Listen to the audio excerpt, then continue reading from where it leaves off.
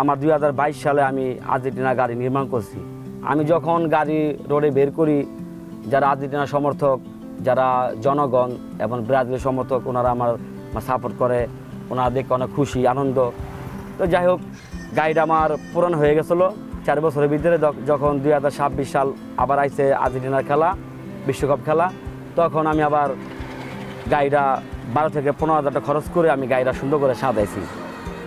আমার জীবনে একটা ইচ্ছা, আল্লাহ যদি চায়, আমি কখনো সুযোগ যদি পাই, সুপারস্টার লিওনেল মেসি বাংলাদেশে যদি আসে, আমার এই আর্জেন্টিনা গাড়ি উঠাইয়া আমি বাংলা মাটিতে ঘুরামো।